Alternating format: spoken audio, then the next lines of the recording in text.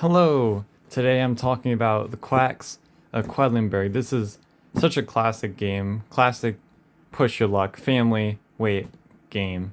Look how nice and charming the art is already.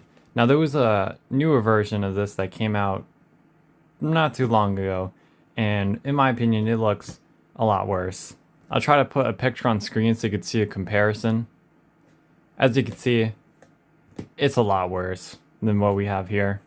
Like here, there's just so much stuff going on. You got this marketplace and like people trading, some old guy looking at some potion over here, some more old guy selling other old guys potions. And the new one's just blah. Quacks of Quedlinburg was designed by Wolfgang Warsch, and the specific version I have is published by Schmidt and CMYK Games. I assume that CMYK is the publisher that brought it into the US, and Schmidt is the original publisher. I'm just guessing here. Anyways, let's take a look at what we got in the box. We got main rulebook, reference for all the ingredients. Here's the round board and the score tracker and the round reminder. And also there's some art on the back too. Full player boards. A bag of rubies. Shiny. And then there's the bags of the various different ingredients as well. I put 2 colors in each bag here, so there's yellow and black, blue and red, purple and green, and white and orange. 4 black bags, 2 bags filled with the ingredient books, as well as one that I put the witch cards in. A bunch of player tokens and the die. Okay, so a little bit of the stuff is going to be out of frame, like the bottom here and the top here, but that's not too important. So how do we play this game? Glad you asked, because I'm never going to tell you. I'm kidding. At the bottom of all the player boards here, on the bottom of your screen, you're going to see these things right here that has a big arrow pointing to a bag.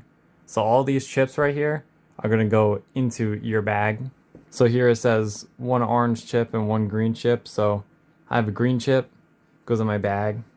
1 orange chip goes in my bag. And then we have 1 3 white, 2 whites, and 4 white ones. So I'll just pick them up, put those in my bag as well. That's my starting bag hand. Shake them up real well. That's what you do to start. And so what we are doing here is we're brewing potions here. We're putting ingredients in the potion and trying not to explode the pots, that is. If you look on the bottom of your screen here, if the value of all your white chips in your pot here exceed the number 7, then you get less benefits, basically. Your pot explodes, and that's not good. And this goes on for 9 rounds. At the top there, that's so you keep track of it. You're shaking your bag, taking one out of the bag. You look at it, you look at the number here. This is number 2. So you start at the droplet here, and then you start spiraling outwards. So 2 would be 2 spaces away. 1, 2, just like that. And then I take another one out, 2. So 1, 2. Take another one out here. There's a 1. 1 right there. But if you were paying attention, I took out 2 white chips that had the number 2 on it, and 1 white chip that had the number 1 on it. So 2 plus 2 plus 1 equals 5. And if you remembered, I started with 1 white 3 chip in my bag. So if I add a 3 here, it's going to bring my total value of all my white chips to 8, which is over 7, which means my pot would explode. Kaboom. And so when you're placing chips out there, you're putting them just like that in a spiral, just like I explained earlier. But the colored ones, they have different abilities here that are described on the little books. Like the green ones will give you rubies if they're the last to second to last placed in your pot after you're done placing all of your pieces. So in this case, if the round ended right now, then I'll get 1 more. This one allows you to draw chips out of your bag and decide if you want to place them or not. So you have a choice. The mushroom chips move further the more pumpkin chips you already have in your pot. The pumpkin chips do nothing on its own. The black chips get you a benefit if you have the same as one of the other players, or if you have more than the other players, you get a better reward. And starting on the second round, the yellow chips get introduced. And these yellow chips are a game changer here. Because if you pull one of these yellow chips, if the last chip pulled was a white chip, you get to put it back. And the white chips are bad, so that's good. But the thing is, they're expensive. I forgot to mention, every single one of these has a cost, and that's the number below here, depending on the strength of the chip that you take. There's chips with 1 on it, chips with a 2 on it, and chips with a 4 on it. And sometimes the higher the number, the better the ability, like in case of the blue chips. But in general, it just means that you're moving more with that one chip. So if I had a blue 4 chip, I would be moving it 4 spaces ahead instead of like 1 or 2. And starting on the third round, the pink chips come in, which you would get better and better benefits the more pink or purple, whatever, purple chips you have in your pot when you're finished placing them. And then when everybody's done placing chips into the pot, here's how it goes. Whoever made it furthest on the track gets to roll this die. And it could give you victory points, it can give you a ruby, a free pumpkin, or you get to remove your water droplet once. And when this happens, you start from a further position. So instead of starting from the middle, you start 1 space from the middle for the rest of the game. Then after that, these certain chips will activate, the black, green, and purple chips. And then you'll get a ruby if the ruby is shown on the space that you stopped on. So we look at the space after your last chip, not the last chip that you place, not the space that that's on, but the space that's after. You look at this space. This is your space. Because you can see these little red spots right here. These are the ruby icons, so they're placed around the pot here. And if you stop in one of those spots, you can get a free ruby. And then after that, there's a number in this little tan box here which shows how many points you get. So if the round ended right now, I would get 1 point. Now move my tracker like so. And then you would buy chips. And the rule is that you can only buy 1 or 2 chips. And if you buy 2 chips, they have to be different colors. So it's not like if you have enough money, you get one of these, you get one of these, you get one of these, you get one of these. You can't do that. Can't do that. And I made another mistake. We also start with 1 ruby. So in addition to all these chips going in our bag, we also get a ruby. And the chips that you buy, they're going to go straight into your bag, ready for the next round. And then at the end of the round, if you have at least 2 rubies, you can spend those 2 rubies back to the supply, so you can either move your water droplet once, or where's my potion? Oh my gosh, I messed up on another thing. What the heck? I just pulled it out. I'm gonna find it after this recording. I'm gonna be so mad at myself for not putting it right here, because this should be right here. Okay, so I was trying to find the blue potion that I took out of the bag for this video, but now I have no idea where it is. And I'll probably find it later and be mad at myself for it. But now I'm using the red potion instead of the blue one. The potion would go right here, and if you exploded your pot, you could flip this potion over to put that white chip back into the bag. The white chip that caused you to explode in the first place. And so instead of moving the droplet once, you could spend 2 rubies to flip that potion over, meaning that you can use it again. And the game also has this catch-up mechanism. I'll pull the score track down here so it's easier to see. Let's say the score track looked like this now, with green leading and me in the middle of the 2 players. Before we pull chips out of our bag, I count the rat tails that are between me and the leading player. And there's actual rats on the scoreboard here, and their tails are kind of in between the 2 numbers, so you count each of those tails between you and the person in the lead. So for me right now, it would be 1, 2, 3, 4.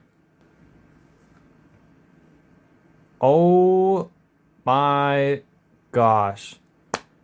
Oh my gosh. What were you doing here, sneaking in?